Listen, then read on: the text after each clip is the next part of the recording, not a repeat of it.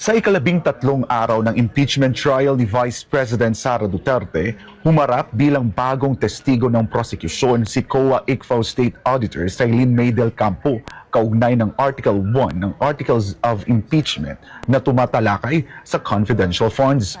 Sa pagdinig, ipinakita ni House Private Prosecutor Attorney Lorna Capunan kay Del Campo ang listahan ng 845 acknowledgement receipts na may kaugnayan sa confidential funds ng Office of the Vice President. Habang sinusuri ng testigo ang mga dokumento, pinuna ni Defense Counsel Attorney Christine Ferrer ang paraan ng kanyang pagrepaso. Ayon kay Ferrer, tila binabalikan lamang ng testigo ang mga pahina ng dokumento at hindi maingat na ikinukumpara ang bawat acknowledgement receipt sa listahang iniharap ng prosekusyon. Tumutol din ang depensa sa pag-stipulate o pagkilala sa ilang dokumentong nais ipasok ng prosekusyon bilang ebidensya. Your Honor, just a quick manifestation, Your Honor. Yes, counsel for respondent. Yes, Your Honor. We noted that the list of accounts, which was supposed to be prepared by Mr. Wamil, with the caption OVP, open parenthesis, December 21 to 31, 2022, close parenthesis, was unsigned and it was undated. Second, the witness is merely flipping the pages without comparing the ARs with the list, Your Honor, to check whether the ARs are the same with what was listed by Mr. Wamil, Your Honor. And the third one is that we note that the folders containing the ARs were not marked as exhibits of the prosecution, Your Honor. For the record, Your Honor. Matapos ang naging obserbasyon ng depensa, tumugon si House Private Prosecutor Attorney Lorna Capunan, ngunit sinabi nitong iiwas na lamang siyang magbigay ng mas mahabang komento hinggil sa issue. We are tempted to make a counter manifestation, Your Honor. Because, Your Honor, these manifestations, Your Honor, are because of their own doing, Your Honor. But in any event, I hope you won't give in to the temptation, counsel. I will not. I will not, Your Honor. It's the wisdom of age. I will not.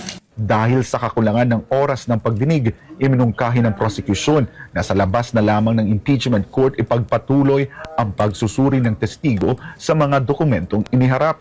Gayunman, tumutol ang kampo ng depensa at iginiit na ang naturang pagsusuri ay hindi dapat isagawa sa labas ng korte. Under the rules, the witness has to identify the document in open court. The problem with their stipulation, Your Honor, is that they will be having the witness identify the documents out of court. So therefore, it is no longer part of the trial, and there's a problem when it comes to the offer. There will be a problem when it comes to their offer of evidence, Your Honor. And with regard to the counter manifestation or the statement of counsel that we want to, look at the witness while she's flipping the document, Your Honor. Precisely, that is what we are doing right now, Your Honor. So we object to the proposal that the examination of the ARs be done outside the court, Your Honor. Tumutol din ang depensa na stipulate o kilalanin ang ilang acknowledgement receipts na inihain ng prosecution. Your Honor, unfortunately, we will not stipulate, Your Honor.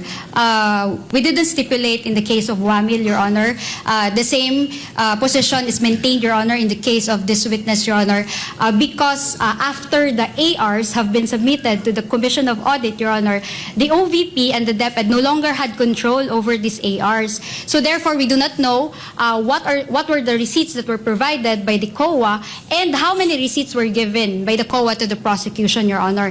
And second, these are not common exhibits because we did not mark those documents or ARs as our own. We didn't adopt them as our own evidence, Your Honor.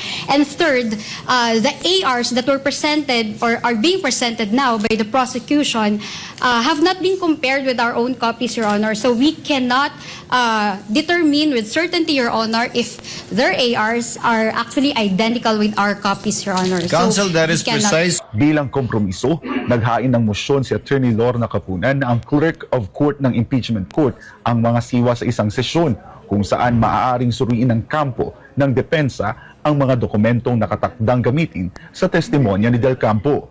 Pumayag ang depensa sa mungkahi, ngunit nilinaw ni Attorney Christine Ferrer na hindi ito nangangahulugang otomatiko nilang tatanggapin o stipulate ang mga acknowledgement receipts at iginit din niyang ang schedule ng naturang pagsusuri ay dapat mapagkasunduan ng magkabilang panig. Kasunod nito, inatasan ni Presiding Officer Francis Escudero ang prosekusyon at depensa na magkasundo sa petsa ng pagsusuri sa mga dokumento.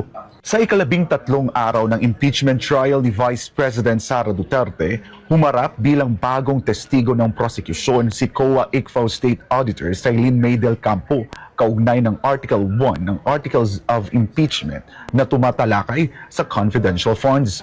Sa pagdinig, ipinakita ni House Private Prosecutor Attorney Lorna Kapunan kay Del Campo ang listahan ng 845 acknowledgement receipts na may kaugnayan sa confidential funds ng Office of the Vice President.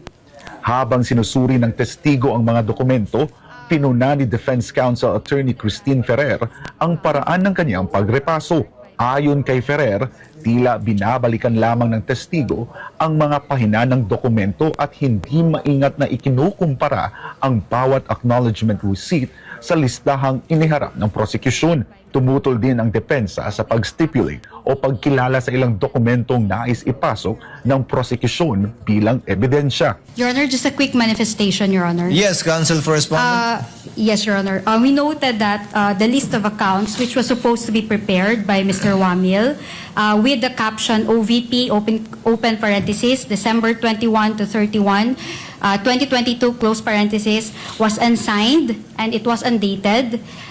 Second, the witness is merely flipping the pages without comparing the ARs with the list, Your Honor, to check whether the ARs are the same with what was listed by Mr. Wamil, Your Honor. And the third one is that we note that the folders containing the ARs were not marked as exhibits of the prosecution, Your Honor. For the record, Your Honor. Matapos ang naging obserbasyon ng depensa, tumugon si House Private Prosecutor Attorney Lorna Kapunan, ngunit sinabi nitong iiwas na lamang siyang magbigay ng mas mahabang komento hinggil sa issue. We are tempted to make a counter manifestation, Your Honor. Because, Your Honor, these manifestations, Your Honor, are because of their own doing, Your Honor. But in any event, I hope you won't give in to the temptation, counsel. I will not. I will not, Your Honor. It's the wisdom of age. I will not.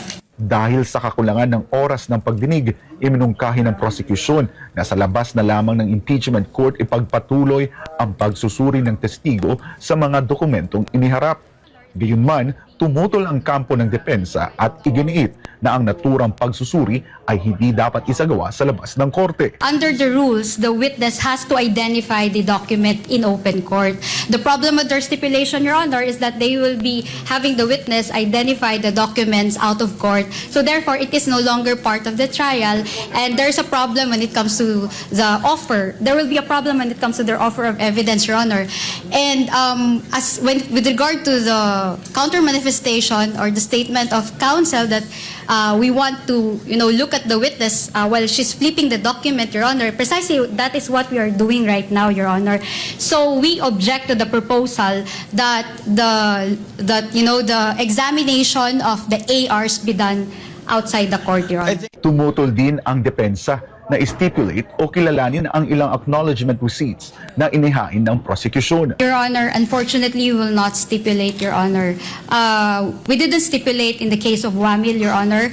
The same position is maintained, Your Honor, in the case of this witness, Your Honor, because after the ARs have been submitted to the Commission of Audit, Your Honor, the OVP and the DepEd no longer had control over these ARs. So therefore, we do not know what were the receipts that were provided by the COA and how many receipts were given by the COA to the prosecution, Your Honor.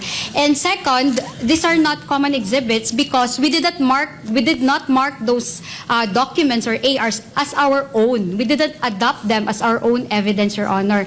And third, the ARs that were presented or are being presented now by the prosecution have not been compared with our own copies, Your Honor. So we cannot determine with certainty, Your Honor, if their ARs are actually identical with our copies, Your Honor. Counsel, that we is cannot- precise. Bilang kompromiso, naghain ng motion si Attorney Lorna Capunan na ang Clerk of Court ng Impeachment Court ang mga siwa sa isang sesyon kung saan maaaring suriin ng kampo ng depensa ang mga dokumentong nakatakdang gamitin sa testimonya ni Del Campo.